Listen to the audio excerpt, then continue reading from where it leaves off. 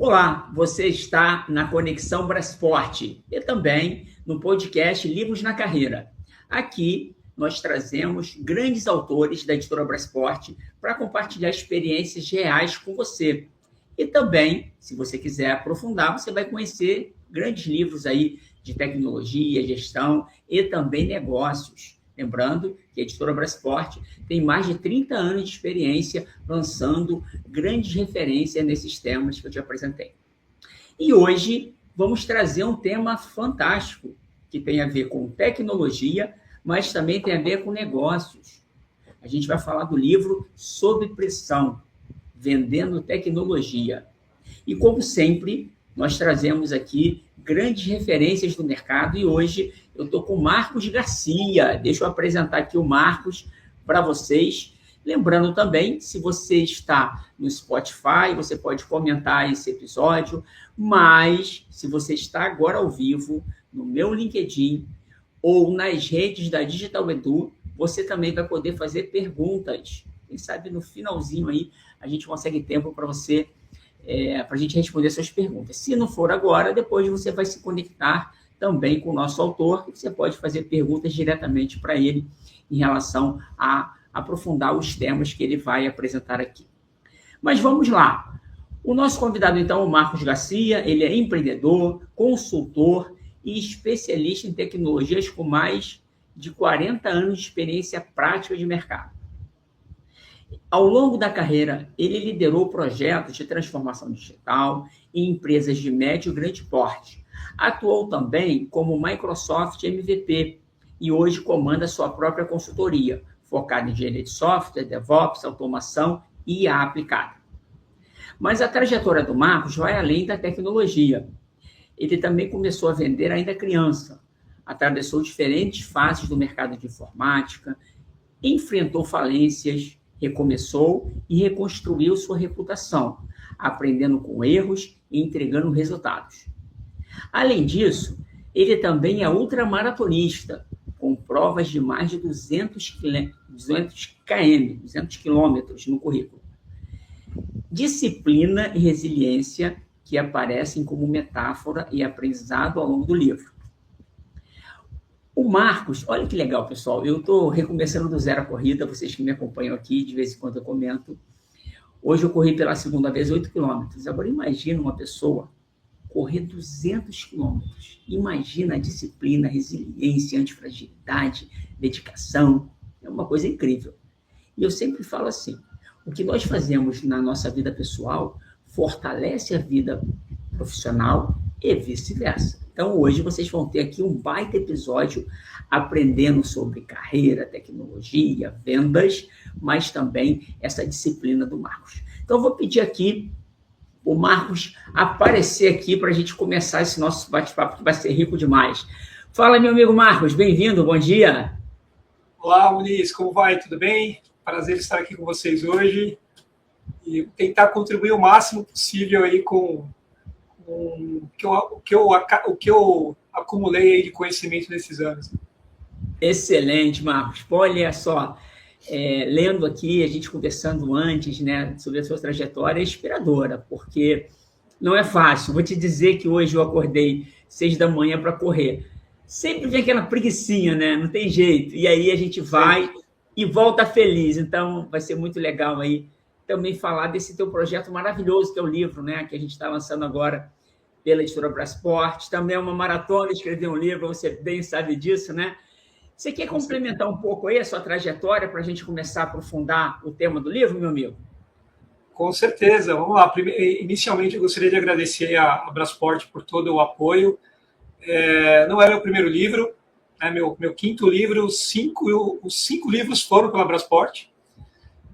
O meu primeiro livro lá atrás, em 2007, foi numa outra fase da minha vida, onde a corrida, por exemplo, estava começando a entrar na minha vida, né? E hoje, no quinto livro, numa fase completamente diferente, muita pressão passou embaixo da ponte, em cima da ponte, levou a ponte. Mas a gente vai lá e reconstrói. O importante é ter força para reconstruir. Tá? Então, mais uma vez, imenso prazer estar aqui. E a minha trajetória ela começa, como o Muniz disse aí, lá atrás, né? E o que me motivou a escrever esse livro foi justamente tentar juntar todas essas histórias, algumas de sucesso, outras, muitas de insucesso, mas que todas trouxeram sempre para mim uma lição aprendida, todas, vários tapas na cara, várias pressões que você poderia não ter tomado, e eu acabei tomando. Então, o objetivo é esse, né? Com esse modo. Muito bom. E assim, a gente aprende muito, né, Marcos, com as derrotas. Você, como empreendedor, né? Poxa, para ser empreendedor tem que ter muita coragem, tem que ter muita resiliência. Então, certamente aí a tua experiência na corrida, com certeza no mercado também, ela é beneficiada. Mas vamos lá, meu amigo. Eu vou seguir aqui o meu roteiro. O livro, então, ele cobre mais de 40 anos de experiência, né? Qual foi, considerando assim a sua trajetória, o momento mais decisivo da sua trajetória profissional? Bacana, vamos lá. Desde pequeno eu, né, vou fazer 56 anos esse ano. As brincadeiras eram outras. Era uma época que não existia internet, que não existia nada, né? Então eu sempre percebi que eu estava tentando vender alguma coisa, sempre. Na barganha, tentando fazer alguma coisa, aquela história daquela criançada que quer se dar bem. Não é o espertão, mas querer se dar bem, né? E ao longo desse tempo, você vai entrando, estudando uma coisa, estudando outra, vai tentando aprender coisas novas o tempo todo, vai tomando, como eu disse, esses solavancos da vida. Num dado momento, por volta aí de 13 anos de idade, com o surgimento da internet, eu vi uma possibilidade bem interessante. Falei, poxa, esse tal de mouse aí, né, esse tal de Windows, achei legal. E próximo desse período foi quando eu falei, pô, é isso que eu quero para minha vida. Eu vou trabalhar com isso. É uma novidade, ninguém está fazendo, e a decisão por tecnologia, ela aconteceu antes da decisão por me tornar empreendedor, né? Então, acho que isso passa na cabeça de todo mundo passa por isso. Mas o momento mais decisivo na minha trajetória aconteceu no dia que eu resolvi largar o CLT. Foi o dia 1 depois do CLT. Que foi um emaranhado, Muniz, de problema, cara. Problema pra caramba. Você sai de CLT, você tem lá a tiazinha que troca o lixo para você, você vai no banheiro, tá tudo limpinho, né? O café chega na sua mão, aí você pega e monta o escritório. Então, o momento decisório, o momento decisivo foi tomar justamente esse tapa na cara do CLT para o empreendedorismo, que foi por volta aí dos meus 21 anos de idade. Foi isso. Essa experiência aí de sair do CLT para ser empreendedor, também vivi isso aí mais recente, tem 4 anos, tá, Marcos? Mas realmente, a brincadeira que eu faço, parecida com o que tu falou, quando a gente é CLT, a gente recebe 13º, né, amigo, no final do ano. É verdade. Quando a gente é empreendedor, a gente paga, né, cara? Então, o negócio inverte, né? Inverte. E existe aquele folclore, né, do empreendedor sempre é o vilão, só quer ter ganhos. Não é bem por aí. A gente sabe a carga tributária que a gente tem no país que a gente vive, as obrigações que nós temos e como tem que tocar. Mas lá atrás eu não sabia, né? Então, esse dia 0 para o dia 1 foi bem difícil. Para todo mundo não é diferente para mim. E assim, o legal que você falou, a gente, tudo tem 2 lados, né? Ou mais de um lado até, mais de 2 lados. E essa questão do empreendedor, um empreendedor honesto, né? Que faz a coisa certa, tem muitos honestos aí, que às vezes a gente só vê político, as pessoas que fazem coisa errada na corrupção, mas tem muita gente correta nesse mundo, né? E especificamente aqui no Brasil, as empresas, elas geram empregos, pagam impostos, né? Tem um papel social. Então, eu, principalmente depois que virei empreendedor, respeito muito as pessoas que têm sucesso honesto. Então, esse é o ponto. E aí é legal que o teu livro, né, Marcos, ele ajuda o empreendedor, ajuda o intraempreendedor, qualquer pessoa que trabalha em empresa, porque venda é importante para todos. Você falou da sua trajetória desde criança, né, com essa visão já empreendedora de vender, porque quem é empreendedor, de cara, tem que ter habilidade de vendas, minimamente para vender a tua ideia. E aí, a nossa audiência também, Marcos, como tem muitos profissionais de excelência nas empresas, muitos profissionais aí, de líderes executivos que nos assistem também, que ouvem o podcast e estão aqui também na Digital Edu, eu queria até aproveitar você colocar algumas questões práticas pela tua vivência, do quanto é importante ser vendedor, né? No bom sentido da palavra, porque muitas das vezes a gente tem uma discriminação, tanto com, às vezes, empresário de sucesso, quanto com vendedor, né? Acha que aquele vendedor, aquele profissional que não deu certo, vai para vendas. Mas vendas é o coração, é o oxigênio de uma empresa, né? Então, eu queria que você também colocasse aqui um profissional que trabalha em empresa hoje, o quanto é importante desenvolver essa habilidade de vendas, meu amigo, como o teu livro ajuda também esse profissional. Esse ponto é importante que você tocou, tá, Luiz? Essa discriminação que você disse que o profissional de vendas passa, eu fui um cara que discriminou muito também, vendedor. Porque num dado momento da minha carreira, já com 30 e poucos anos, um diretor chegou para mim, Marcos, você é gerente de tecnologia hoje, cara, você vende pra caramba, cara. Você devia ser vendedor. Eu fiquei irritadíssimo. Me ferrando, cara, você tá ficando louco, você é vendedor? Aí eu parei para pensar no dia assim, porra, mas eu fui vendedor a vida inteira, cara. Desde lá, quando eu precisei comprar lá minhas figurinhas, lá, minha linha para soltar pipa, eu tava vendendo, cara. Então, a importância da venda é de crucial importância. Tem um cara que eu conheço no mercado aí, que não vou citar o nome dele agora aqui, mas vou citar a frase dele. Não posso citar o nome dele. É o Ricardo Jordão, não sei se você conheceu o Jordão. O Jordão, ele tem um curso de vendas, eu achei bem legal, e ele diz o seguinte, vendas cura tudo. E cura mesmo, gente, vender cura tudo. É importante demais vender. Se você não se vendeu bem para o seu parceiro, para a sua parceira, você não conquistou ela. Se você não se vendeu bem na sua primeira entrevista de emprego, se você não se vendeu bem para dar a sua primeira aula, consultoria, né? Então é importante a venda, como é importante também saber diferenciar o que é uma venda consultiva de uma venda de balcão, né? Daquele carinha que tem o seu CRM mais popular do mundo, que é o cara que vende na feira, né? O feirante que conhece todo mundo por nome. Esses dias atrás eu fui com a minha esposa. O lado positivo de muitas vezes estar em home office, né? Tem uma feira perto de casa aqui que acontece quarta-feira, 8 e pouco da manhã. Eu fico com a minha esposa lá. Minha esposa trabalha com a gente, mas ela tem os horários mais flexíveis. Nunca tinha ido. A hora que eu chego na feira, todo mundo chamando ela por nome. Eu fiquei até meio enciumado, assim.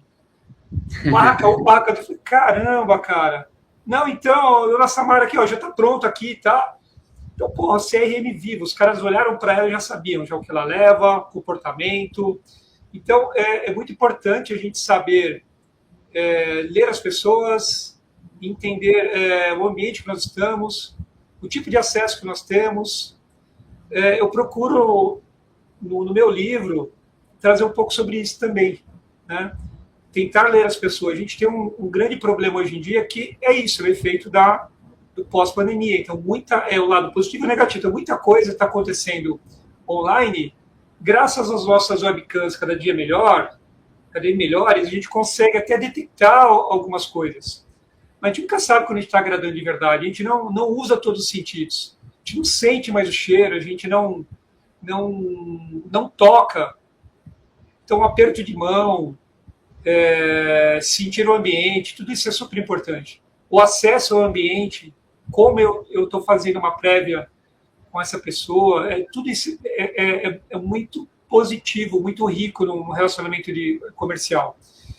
E, infelizmente, no mercado cada vez mais focado em redes sociais, não tem nada errado quanto a isso, acho que tem que ter muito sobre isso mesmo, os algoritmos, eles olham o seu comportamento.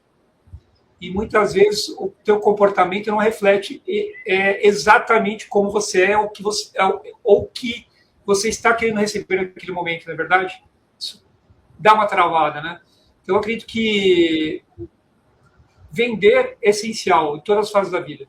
Todas as fases da vida, não importa. Então, eu costumo dizer o seguinte, na nossa empresa, da tiazinha do café ao diretor, todo mundo tem que saber vender.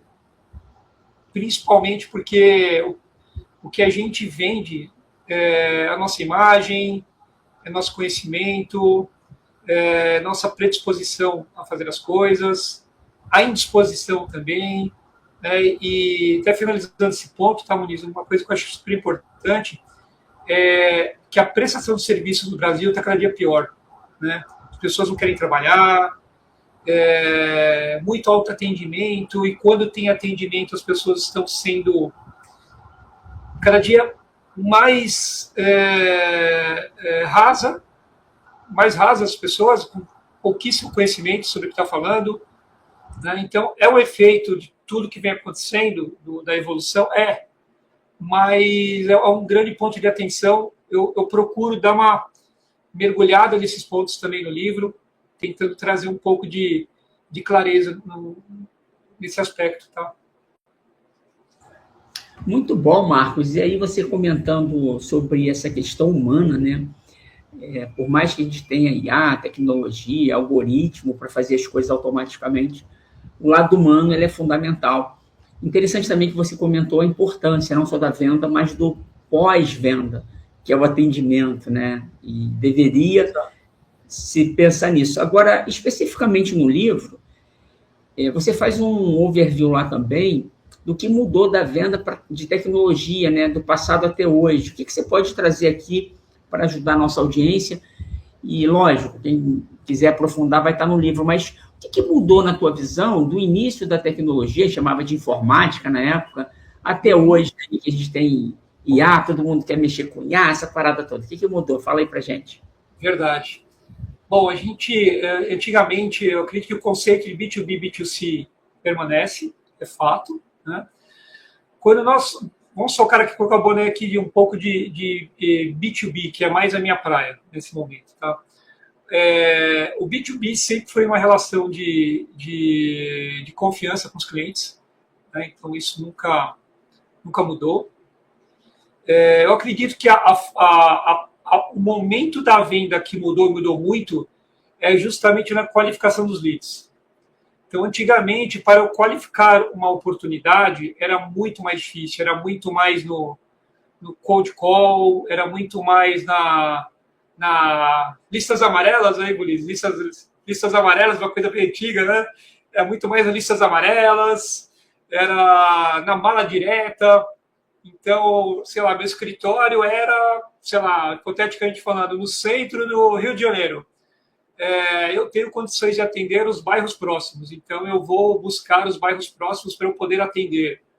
Por quê? Porque a gente não tinha advento de internet, não tinha nada, a gente dependia muito das conduções que tinha no momento, não existia Uber, era táxi, né? Então você tinha um momento completamente diferente, então, desde a qualificação do lead até eu pegar a oportunidade e materializá-la numa proposta, era muito mais uma relação de confiança do que pura e simplesmente, está aqui a proposta. Né? Hoje, a gente tem as duas situações. Antigamente, no B2B, a venda consultiva, que é justamente esse tipo de venda onde eu vou realmente entender os problemas dos clientes, independente de onde está nascendo esse lead, era uma coisa fundamental. Hoje, se inverteu um pouco esse processo, né? Na verdade, se inverteu bastante, né? Hoje a gente procura os leads através de ferramentas específicas de IA. Hoje, então, eu posso, através de criativos de redes sociais, através de notícias. Um exemplo que a gente faz muito aqui na Cônia, a gente tem alguns agentes hoje que saem caçando notícias pela internet afora. Dessas notícias a gente cruza com o que a Cônia, que é a nossa consultoria, né, oferece. Notícias com o que a Cônia oferece, esse cruzamento a gente chega ao nome de algumas empresas. O nome dessas empresas, a gente tem outros agentes que vão buscar os responsáveis por essas empresas pela internet afora, seja no LinkedIn, numa rede social, algo do tipo, no Google Ads, alguma coisa do tipo. Conseguimos falar, vamos para a etapa de conseguir falar com esses profissionais, e aí sim, eu já sei qual caminho ele está seguindo, uma possível dor dele, e já ofereço na dor. E antigamente a gente tinha aquele momento do vamos tomar um cafezinho no cliente. Então, senhor cliente, eu estou aqui na tua rua, por um acaso, e claro que não, né? Estava agendado já para ir para lá. Vou tomar um café com o senhor aí, tudo bem? Ah, tudo bem, vai lá tomar um café com o cara. No meio de perguntar sobre o jogo do Flamengo contra o Vasco lá, o cara pega e fala para você, então, estou precisando de um negócio aqui, a gente pode me ajudar. Hoje em dia isso morreu, né? Não existe mais. Dificilmente você vai tomar um cafezinho com o seu cliente. Você encontra ele num evento, quando ele está disponível para isso, mas dificilmente ele vai deixar você chegar até a empresa dele sem ter um objetivo. Então, eu vou na dor desse cliente. Então, a forma de eu tocar esse lead mudou bastante. Então, hoje, tem algumas passagens assim que a gente vê de grandes pensadores, eles dizem muito o seguinte, no geral, né? Não existe falta de tempo, você que não está priorizando direito, né? Então, costuma-se dizer que o dia está passando mais rápido. Não, a gente está com muita informação na mão. E como a gente não qualifica bem essas informações, a gente acaba não tendo tempo para nada. O Muniz falou agora há pouco que levantou às 6 horas para treinar. Eu levantei 5 horas, fui treinar também. 7 horas, a gente feito um monte de coisa, 8 horas, a gente está aqui. Né? Então, é uma agenda a qual nós estamos priorizando certos assuntos, estamos conseguindo tratá-los. Se daqui a pouco, no meio desse bate-papo, me liga um vendedor, eu não vou atendê-lo. E nem vou atendê-lo hoje, porque eu vendo também. Então, se o cara está me fazendo uma cold call, o cara não sabe o que ele está oferecendo, na verdade.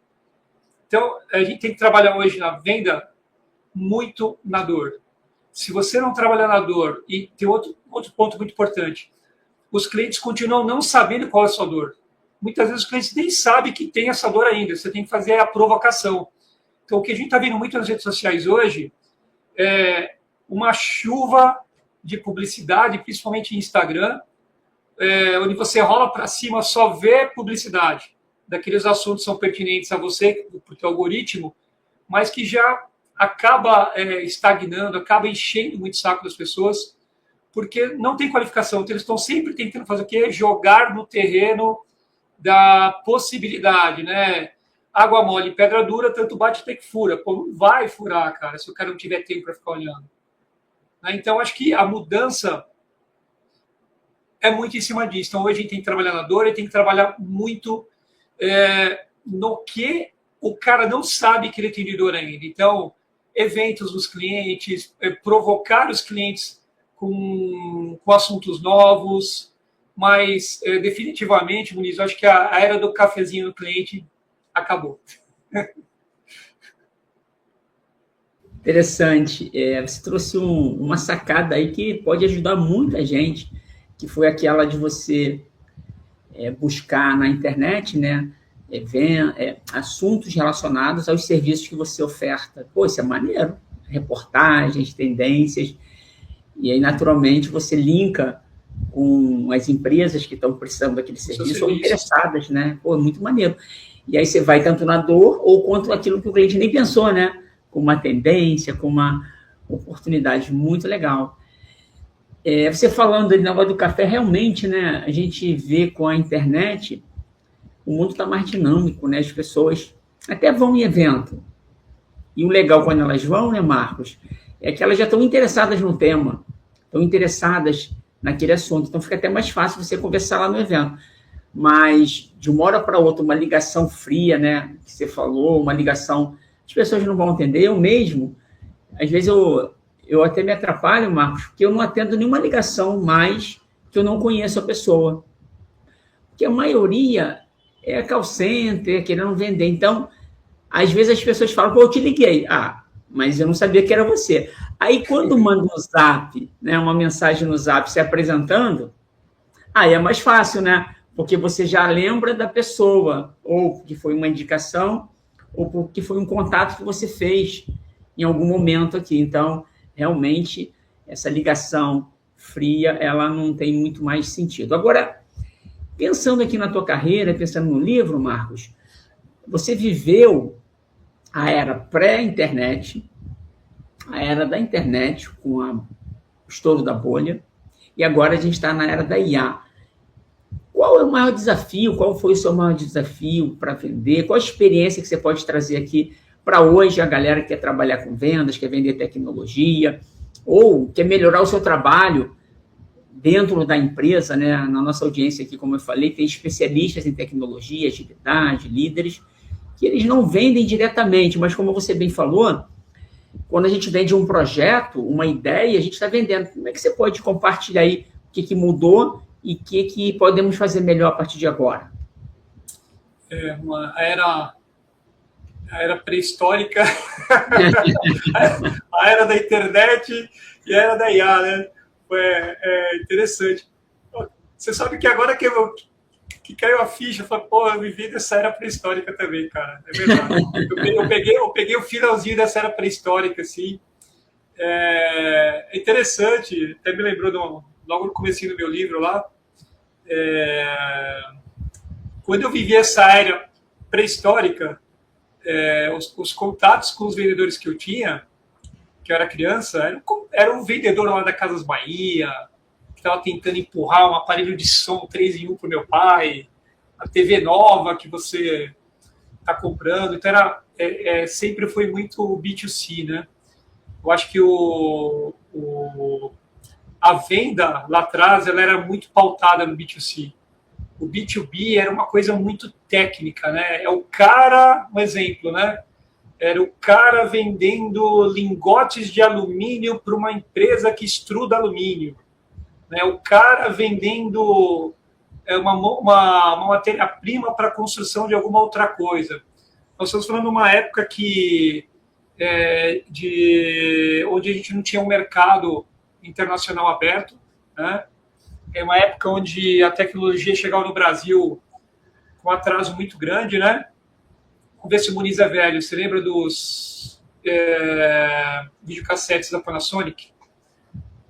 Com certeza. G9, né? G9, G21 e tal. Pô, eu lembro quando chegou um videocassete desse na minha casa. Caramba, meu, como que chegou? Né? Por onde? Claro que foi contrabando, cara. Meu pai comprou de alguém aí, em algum lugar, né? E trouxe para casa. Então, antigamente, antes da internet, era muito boca a boca mesmo, né? Então, o grande desafio era esse: como que eu vou vender, né? Vou vender primeiro para meus vizinhos. Vou começar a vender hoje. Imagine que nós não temos internet mais, você não tem dinheiro para IA, não tem dinheiro para nada. Minha esposa faz bolo. Cara, eu preciso começar a vender bolo. Eu só tenho um celular na mão com R$50 de crédito. O que eu vou fazer, cara?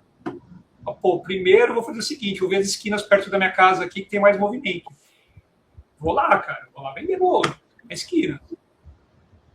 Pô, depois eu vou vou ligar para quem eu conheço. Vou ligar para o Muniz. Ô, Muniz. Não, o Muniz está no Rio, eu estou em São Paulo. Cara, não vai valer a pena. Então, eu vou pegar aqui do meu lado. Quem que mora próximo aqui? Vou vender bolo para os vizinhos, cara. Então, antigamente era muito assim, né? Antigamente você era o tio da pamonha, cara, que vendia bem. Né? Era o vendedor Casas Bahia que vendia bem. Então, a gente vivia uma era de vendas onde era muito olho no olho mesmo, era totalmente na base da confiança, e vender tecnologia naquela época praticamente não existia. Como eu disse, eu peguei o finalzinho dessa venda tradicional para a chegada dos e-mails, né? Então, onde o e-mail ele era tratado como um documento. Então, você colocava uma proposta no Word, você imprimia a propostinha, colocava numa pastinha bonitinha de papelão, ou, perdão, de papel. Sabe aqueles trabalhos da faculdade, os trabalhos da escola, que você encadernava tudo bonitinho? Você levava a proposta no cliente, não existia PowerPoint, então você pegava um flipchart, ia desenhando lá para o cliente sobre aquela proposta, explicava para ele, abria as pagininhas lá, mostrava para ele o que era. Ele assinava que ele recebeu uma via da proposta, entrava no processo dele dentro da empresa, 30 dias, 40 dias, ele te respondia. O B2B era muito assim, o B2C era, como eu disse, era muito na venda do realmente no olho por olho também, olho no olho, né? Com a chegada da internet, começaram realmente a abrir essas possibilidades, né? Então a gente começou a realmente mandar e-mail para os clientes, era da mala direta também, né? A gente começou também a fazer a mala direta física, mas a mala direta por e-mail, né? Foi a época onde todo mundo aí que tem um pouquinho de cabelo branco e tem acima de 35 anos mexeu com mala direta do Word, no WordStar, alguma coisa do tipo. O cara foi lá, ralou pra caramba para aprender, pegar uma lista do Excel, jogar no Word e gerar as famosas etiquetinhas autoadesivas para colocar lá em alguma coisa que ele queria vender, né? Então, isso é um momento que a internet, né, ela veio para nos ajudar a dar um salto. Então, foi um salto muito grande, foi um salto realmente quantitativo. Eu não diria que foi exponencial, mas nem tanto como estamos falando hoje. Foi um salto muito grande que abriu a possibilidade de a gente buscar outros mercados. Eu conversar com um cara lá do Rio Grande do Sul, estando aqui em São Paulo. Mas houve ainda no começo uma grande barreira. Eu falei, pô, beleza, o cara está me mandando aqui um e-mail de São Paulo, estou aqui no Sul, não vou comprar dele não, mas pelo menos já sei que em São Paulo tem isso. Eram momentos onde a gente começou a tocar outros mercados, construir escritórios em outros locais também, subsedes, algo do tipo assim, filiais, para que a gente pudesse atender esses mercados. E com a chegada da IA, eu costumo dizer o seguinte, parafraseando em um outro cara também, esqueci o nome dele agora, se me desculpe, mas a era da IA realmente é um tsunami, gente. Não acabou. Tá? A gente teve a onda da internet, IA é tsunami, gente. Chegou varrendo e quem ainda em 2026 tem dificuldade de entender o que é internet, está fora do mercado. Fácil, assim, simples assim. Os nossos pais, nossos avós, as pessoas que não são da área de tecnologia têm o direito de não saber o que é internet, o que é IA ainda, mas já está sentindo os efeitos da IA há muito tempo, né? Mas quem é de tecnologia e está ainda nesse primeiro tsunami aqui de 30 metros, de ondas de 30 metros, esquece, cara, já ficou para trás. A gente já está vivendo já num momento de agentes, né? O momento agêntico de toda essa camada, onde a gente já está falando em não ter mais front-end para nada.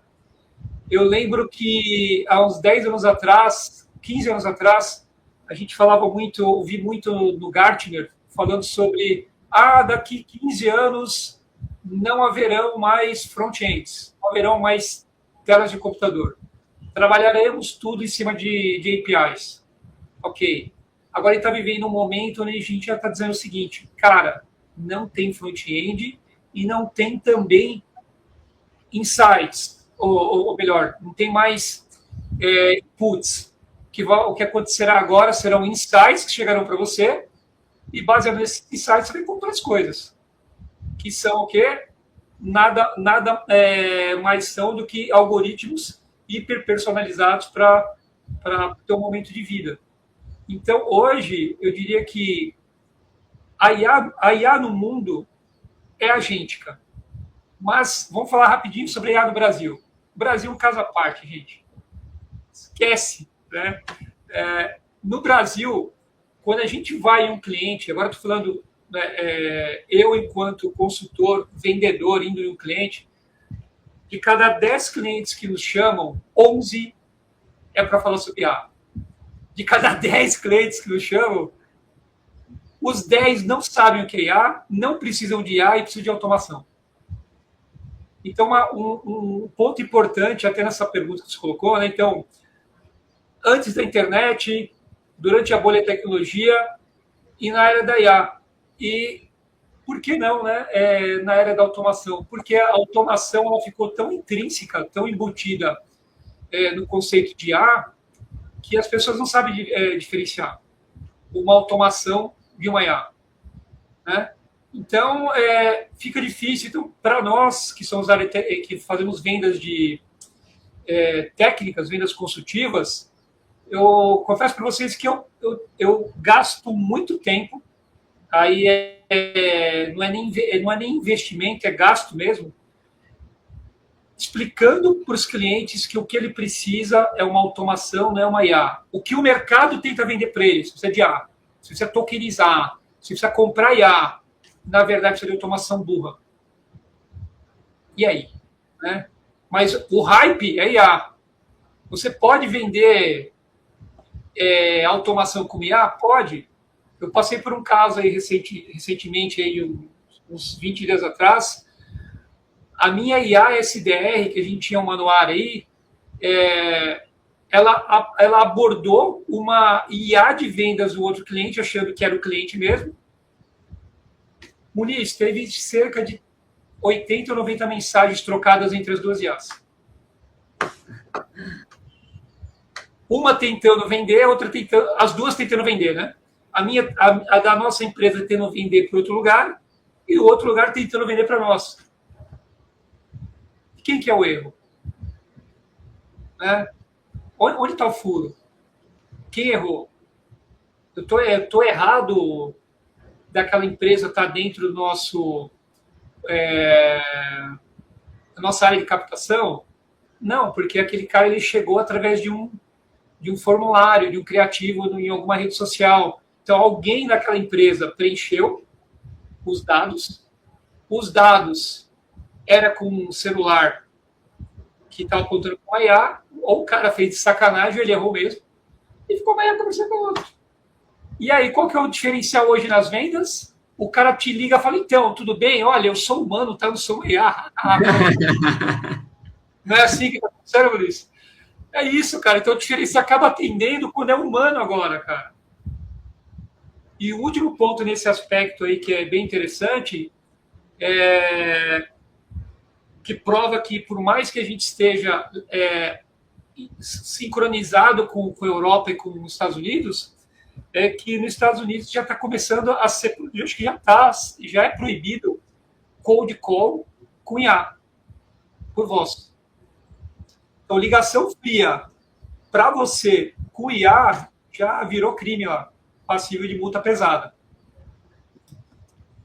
Aqui no Brasil, como que nós estamos? Os caras te ligam de 50 números diferentes virtuais na sequência. Todas as ligações burras, autogravações. Quando você fala uma palavra-chave, eles te mandam para um lugar, para um outro, para um outro, para o outro. Né? Então, assim, IA sem treinar algoritmo é burrice, gente. É melhor ter 10 SDRs humanos e tocar um negócio do que... tudo vai para formatação. Como que é o teu processo de vendas? Você tem um processo, você sabe exatamente o que você vende? O que você quer vender para o Muniz? O que você quer vender para o Marcos? Se você não souber que detectar o que o Marcos precisa, o que o Muniz precisa, cara, vai ser uma venda burra. Ontem recebi um e-mail aqui do tipo assim, ó, para terminar, Muniz, esse ponto. Então, Marcos, sabemos que no momento de incêndio na sua planta, da sua empresa, vários gases se soltarão no ar. Não, cara. Bom, no final ele está tentando vender extintor para mim, cara. Eu sou uma consultoria virtual, né? A gente tem um coworking. Cara, por que você mandou esse e-mail para mim, bicho? Não faz sentido nenhum.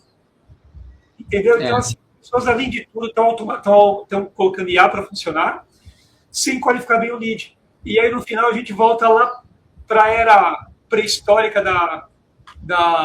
de vendas, né? Mas você tinha que qualificar o lead. Eu vou vender um bolo para o Muniz, cara, não faz sentido. O Muniz não gosta de bolo, ele é... Cara, o Muniz é avesso a açúcar. Agora que ele voltou a correr, então vai ser menos ainda. Tô brincando, precisa de energia para correr, Muniz. Então, é isso. Como que a gente faz? Eu tenho que vender para a pessoa que está precisando, né? E vender da forma certa. Então, usar IA, ótimo, importantíssimo. É o que o mercado está pedindo, está hypado e custa caro. É isso. Excelente. Realmente tem que se adaptar ao mundo atual, né? Não adianta querer usar IA dessa maneira desengonçada aí que afasta, né, o cliente. Agora, voltando à questão da sua experiência como maratonista, como ela influenciou a sua visão sobre carreira, persistência e negócios? Bacana, cara. Essa foi uma lição muito grande para mim, viu, Muniz? Eu resolvi correr na época que eu era MVP Microsoft, né, o Most Valuable Professional, que é até para você entender um pouco sobre isso, que muita gente não entende. Quando a gente vai até um fabricante para provar que você conhece tal coisa, isso chama-se tirar uma certificação, né? Então, busca uma certificação para alguma coisa. O MVP é o contrário. O fabricante aponta o dedo para você no mercado e fala: o Marcos, o Muniz é bom em tal coisa, vou dar um título para ele. Então, ele é um MVP em tal tecnologia. Então, eu fui MVP Microsoft durante 6 anos. Foi uma época que eu viajei muito para fora do Brasil, América Latina, Estados Unidos, muito pelo Brasil também. E foi uma época que eu engordei demais. E num dado momento, eu tenho 1,70 m, eu fui me pesar, deu 3 dígitos. E, cara, tem uma coisa errada, bicho, não vou morrer. Fui procurar um médico, o médico virou para ele e falou: Marcos, você já está obeso, pré-hipertenso, a tua glicemia já está bem alta, se continuar assim, cara, ladeira abaixo. Tá? Aí caiu a ficha. Minha esposa havia começado a caminhar, começado a correr também, eu comecei lá devagarinho, 300 metros todo dia, 500 metros todo dia, correndo com tênis da New Balance pesado pra caramba, Muniz, que eu comprei numa viagem que não servia para isso. Acabei com o tênis por causa do meu peso e tal. Aí eu comprei um tênis um pouquinho melhor, aí eu arrisquei fazer a primeira prova. Oral B, aqui na Zona Norte de São Paulo, 7 km. Beleza, pesando 90 e poucos quilos, fui lá, fiz os 7 km lá, rodando para 9 por quilômetro, 9 minutos por quilômetro. Cheguei destruído, mas falei: pô, mas esse negócio é legal, cara. Deu uma agilizada aqui, né? Pô, cheguei feliz, fui pra padaria, comi que nem louco, né? Comi salada, né? Aí falou: pô, beleza, tá bom. Aí, pouquinho mais. Num dado momento, eu me matriculei em uma assessoria de corrida chamada Adriano Bastos. Adriano Bastos, ele é famoso pelo Brasil. Ele ganhou, se não me engano, 8 ou 9 vezes a maratona da Disney. E aí, com ele, eu comecei a aprender a correr. Fui fazer uma provinha aqui de 10, outra lá. De repente, fiz um 21. Aí, peguei um dado momento e falei: Marcos, tá bom já, cara, vamos fazer um 42. Fiz um primeiro 42, eu estava pesando uns 80 quilos. Fiz minha primeira maratona de São Paulo aqui. Fiz para 4 horas e 37 minutos. A maratona de São Paulo é bem pesada. Fiz lá, curti. E o que foi interessante até a maratona? Até a maratona, eu aprendi muito a ter disciplina de treinos, né? Então, não importa se era um treino de meia hora, você tinha que fazer meia hora focado. Esquece o celular, se concentra. entra nesse caminho e vai embora. Quando eu fiz a primeira maratona, foi como se eu estivesse tocando minha primeira empresa. Porque você tem que administrar seu tempo. Você tem que administrar para chegar. Então, você faz a primeira maratona pensando no seguinte: eu preciso passar no pórtico final. Eu aprendi uma coisa com um atleta aí do Rio de Janeiro chamado Márcio Vilar, que é um ultramaratonista bem famoso, fez provas de 400 km no deserto, no gelo, um cara aí que é um super-humano. Hoje em dia ele está meio aposentado, mas ele administra provas de 1000 km. Caramba! E ele virou... Uma vez eu cheguei nele, ele estava em São Paulo, eu comprei o livro dele, né? Aí eu cheguei nele e falei: Márcio, me dá uma dica, cara. Como que eu faço uma ultra? E virou para mim assim, falou: vem cá, velho, senta aqui. Sentei. Eu estava lá na USP, né? Que a USP é o local onde a galera corre aqui em São Paulo. Ia ter uma prova no sábado à noite. Falou: tá vendo aquele pórtico lá, cara? Que é o pórtico final, né? De chegada. Ele falou: Falei: Então, cara, visualiza que você está chegando, cara. Só isso. Ele falou: só, cara. Visualiza que você está chegando. E administra teu tempo, cara. Então, a maratona em si é administração de tempo. A primeira, você tem que chegar no outro ponto. Então, cara, qual que é a tua zona de conforto? Qual que é a tua zona? Onde que você treina? Até onde você treina que tem uma zona de conforto? Até, sei lá, maratona são 42 quilômetros. Até o 10º quilômetro, fazendo uma analogia com a tua empresa, acabei de abrir empresa. Cara, quanto que eu tenho de capital? Eu vou aguentar quanto? Meu break-even é quando? Será quando? Né? Se der tudo errado, eu consigo voltar? Né? O meu objetivo para terminar uma maratona, terminar qualquer prova, sempre foi o seguinte: no dia seguinte eu tenho que estar apto para trabalhar. Não pode me estragar. Eu tenho que conseguir trabalhar no dia seguinte. Então, essa sempre foi a minha regra, número 1. Com isso, eu fiz uma maratona, 2, eu devo ter feito umas 70 maratonas até hoje, ou mais, umas 80 maratonas eu fiz. Maratonas grandes, outras em treino, outras realmente em provas-alvo. Até que chegou um dado momento, estava lá na maratona 5, 6, eu virei para o meu coach, que era Adriano Bastos, falei: Adriano,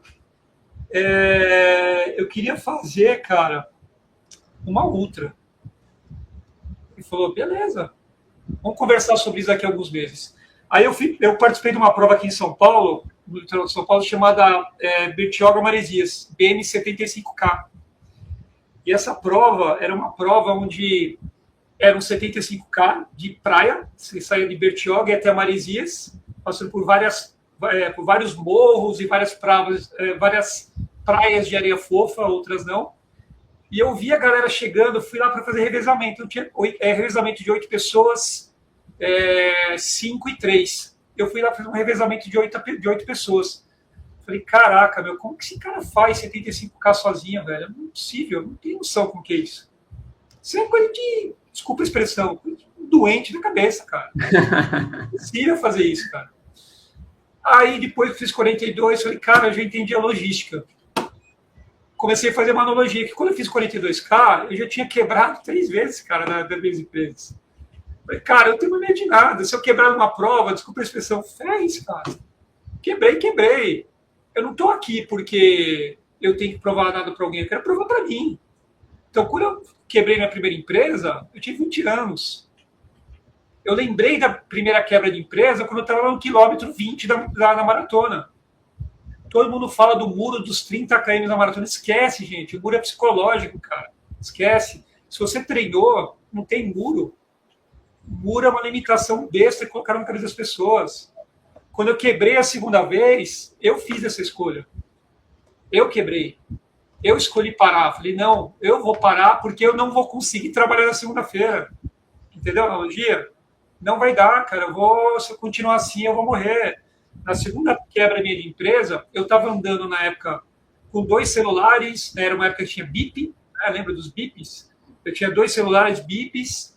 No porta-luva do meu carro, Muniz, eu tinha vidros. Já ouviu falar de um calmante natural chamado maracujina? Cara, eu tinha vidro de maracujina bugina no porta-luva do carro, que eu comprava de manhã, à noite eu já tinha tomado o vidro inteiro, cara. Então, eu fiz essa analogia durante as provas. E a ultramaratona, ela lembra muito a trajetória de um executivo, de um multinacional, de um empreendedor, porque ela requer um planejamento muito grande. Quando eu fiz a minha primeira ultra, eu tinha um staff. Quem que era meu staff? Era minha esposa. Por que eu escolhi minha esposa? Foi uma prova de 75K, onde 80% da prova, um carro de apoio podia te acompanhar. Por que eu escolhi minha esposa? Porque minha esposa, ela corria comigo em algumas provas, ela já me conhecia, ela sabia olhar para mim e ver que eu estava cansado. Eu olhava para ela, já sabia o que eu queria, e eu não podia parar. Foi no 75 km sem parar, alternando um pouco de trote e corrida. Se você não passasse em certos pontos em tanto tempo, você estava fora.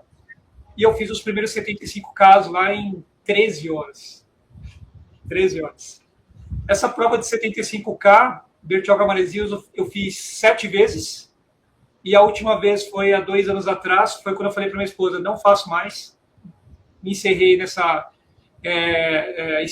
prova, e minha última prova eu fiz em 8 horas e meia. Então, assim, mais velho, com mais experiência, sabendo onde eu ia ter problemas, eu já antecipei.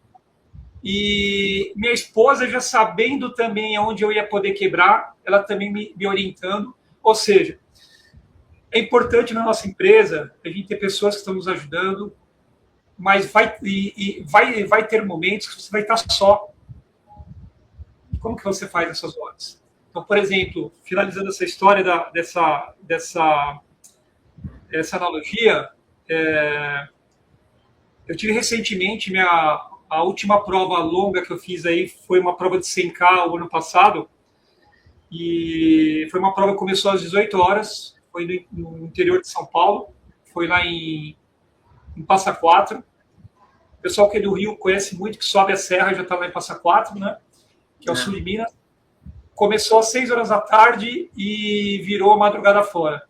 Foi uma prova 100% autônoma, sem staff nenhum, e uma prova onde os 50 primeiros km de subida. Você chega, aí topava, aí tinha um ponto de apoio, uns 50 km, você vai lá, troca de roupa, né, pega lá mais um pouco de alimento, de combustível, né, de líquidos e tudo mais, então você tem que fazer um preparativo muito grande, e depois mais uns 5 km lá no plano, depois mais 45 subindo de novo até o outro lado. Eu já estou há 5 anos fazendo acompanhamento com o Dr. Reinaldo Bassiti, o Tubarão. Tubarão é um preparador físico para ultramaratonas, para performance. É um cara que tudo que ele faz ele testa, e é um cara que me acompanha muito. Ele sabe minha trajetória, ele que vem me acompanhando nos últimos 5 anos, me ensinando a ser ultramaratonista. E o que é importante nisso tudo, tá? Nessa prova de 100 km, chegou no quilômetro 70, eu até escrevi um artigo sobre isso, e encontrei uma moça que estava fazendo a primeira ultramaratona dela.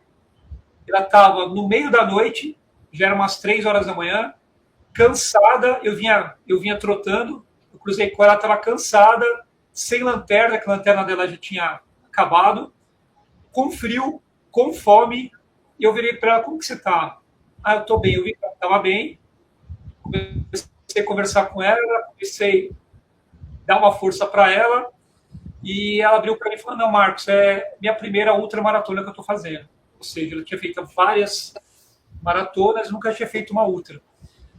Não, gente, naquele momento eu me vi também quando eu saí do CLT para o PJ, saí do CLT para o empreendedorismo.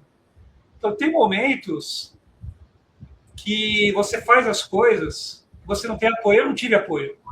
Quando eu saí do meu CLT para ser empreendedor, eu fiz na porra louquice total. Mas primeira empresa, segunda empresa, terceira empresa, sem apoio nenhum. Mas apoio porque as pessoas não me apoiaram, está sendo dramático, Marcos. Não, eu não procurei apoio. Essa moça, no quilômetro 70, ela deu sorte que ela me encontrou. a chance dessa moça ter uma hipotermia e morrer lá e a galera só ficar sabendo no dia seguinte era altíssima. Ela estava numa fase já que ela estava começando, estava com uma pré-hipotermia. Eu acabei dando um pouco de alimento gorduroso para ela, conversando com ela, fazendo ela parar de caminhar e trotar, foi aquecendo o sangue de novo e tal. Eu com 50 e poucos anos, ela com uns 30 e pouco, na hora que eu vi que estava amanhecendo, eu falei, como que você está? Não, estou melhor, não sei o quê. Falei, vai embora. Não, vamos junto. Aí vinha aquela sensação do agradecimento, né? Não, vamos junto. Eu falei, não, cara, você não está entendendo, vai embora, moça. A sua velocidade é muito maior que a minha. Eu sou muito inferior a você. Vai embora. Ela chegou com 40 minutos de antecipação em relação a mim na linha de chegada do 100K. Cheguei o 100K mantendo a média que eu precisava e pronto para uma próxima. Tá? Dia seguinte fui trabalhar. Começou no sábado, terminou no domingo, segunda estava trabalhando. A relação que eu faço com a minha tentativa atual, sabe, Muniz, isso é um ponto bem importante.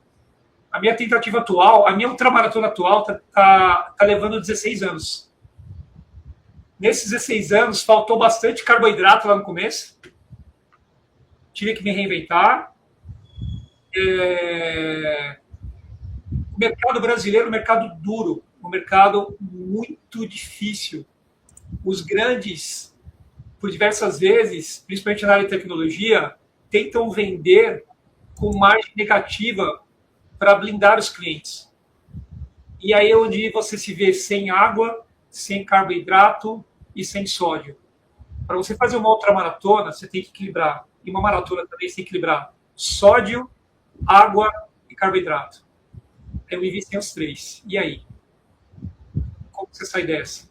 Aí vem o que? A experiência do passado. Teve prova, Muniz, que acabou o sódio, eu comecei a lamber o braço.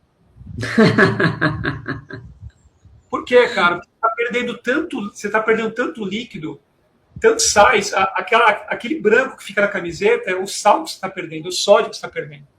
Se você pegar a sua camiseta e chupar sua camiseta molhada, cara, você está tomando sal, cara.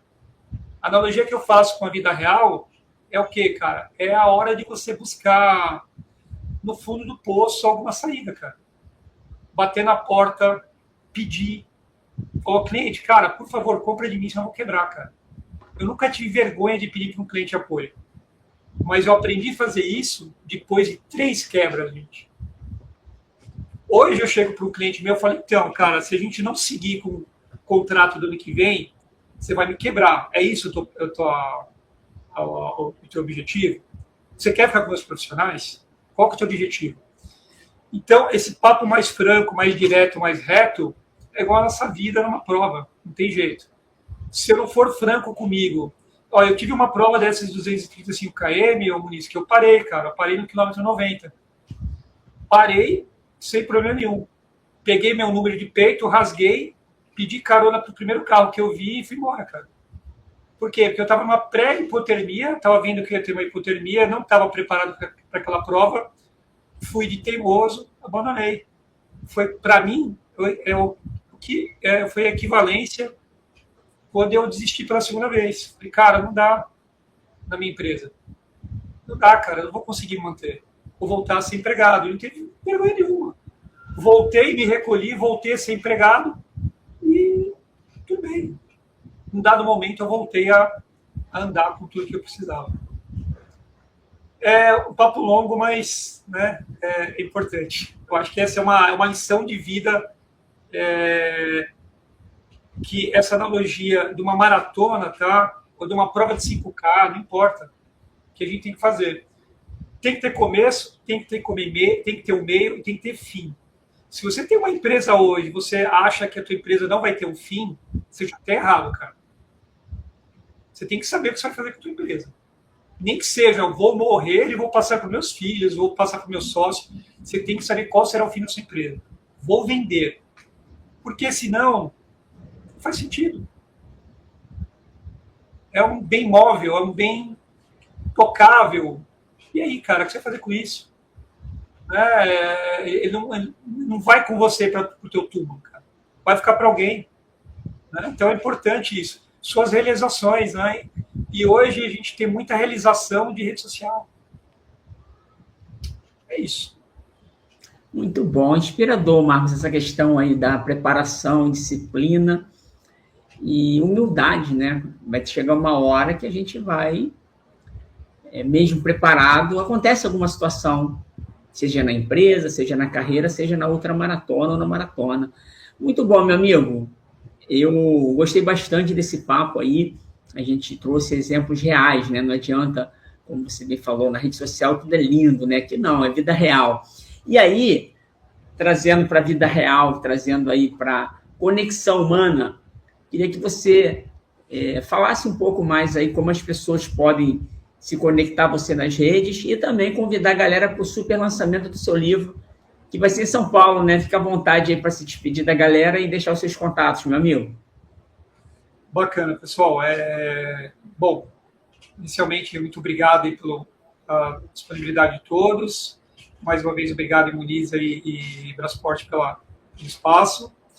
Eu tenho meu site, marcosgarcia.net, tá? Lá tem um pouco da minha trajetória, tem as provas que eu já passei, um pouco do material todo que eu já criei também, ao longo do tempo. Estou nas redes sociais, é só procurar com Marcos Garcia. Eu tenho um homônimo também, que também é da Brasport, também fala em tecnologia, né? Tem outro Marcos Garcia, mas não sou eu. O professor Marcos Garcia, muita gente boa, conheço ele também. Mas as minhas redes sociais são essas, tá? Quem quiser trocar uma ideia sobre essa experiência toda, eu venho fazendo um trabalho de conselheiro consultivo pela GoNew, né, que é uma das empresas que formam consultores aí. Então, eu me formei também como conselheiro consultivo através dessa empresa. Então, estou à disposição de vocês. E se vocês precisarem de algum apoio, se estiverem passando por algo parecido. E é isso. Então, o título Sob Pressão, gente, é como o próprio nome diz, sob pressão mesmo. Tá? E a pressão, gente, o último ponto que eu gostaria de deixar para vocês, que é muito importante, ela acontece muitas vezes quando você não está esperando. Por que eu digo quando você não está esperando? Porque você não está enxergando os erros que você provocou. E aí a pressão vem. Então, a pressão ela acaba acontecendo muitas vezes por um conjunto, uma consequência de atos não tão bem decididos assim. Então, é importante a gente viver a sua pressão. Todo mundo tem a sua pressão, mas com planejamento, sem loucura. Não é porque eu estou sob pressão, porque eu perdi meu emprego agora, eu não tenho como pagar a conta da semana que vem. Tem um jeito. Não pague a conta. Vai lá, entenda o que tem que fazer, renegocia. A pressão vai existir, mas o quanto ela vai exercer sobre você, é você que vai definir isso. Tá bom, gente? É isso. Agradeço mais uma vez, Muniz. Excelente, meu amigo. Obrigado pela participação aí, papo muito rico. O lançamento do livro, não quer falar do lançamento não, semana que vem? É verdade, o lançamento do livro, acabei esquecendo. Bom, o lançamento do livro será, então, aqui em São Paulo, dia 25, na Livraria da Vila, lá na Vila Paulista. Convido todos vocês para estarem lá, tá? Esse é um momento aí para a gente poder confabular um pouquinho, contar mais algumas histórias para vocês aí. E, claro, tomar um café e marcar, sei lá, futuras reuniões, enfim, a gente se conhecer melhor aí para encurtar aí e enriquecer os laços. Bom, muito bem, meu amigo. Excelente. Espero que a gente esteja junto aí no evento em São Paulo também, 5 e 6 de maio. Vamos estar lá lançando o seu livro no evento também. O maior evento de tecnologia IA do Brasil, que acontece em São Paulo, mas fica aqui o convite, reforçando a galera de São Paulo, comparece no lançamento aí, super lançamento do Marcos Garcia, e também deixar aqui o convite, na próxima quinta-feira a gente vai ter um outro bate-papo com outro autor da editora Brasport, Marcos, obrigado, meu amigo. Um abração. Até a próxima. Até, Tchau, tchau. mais.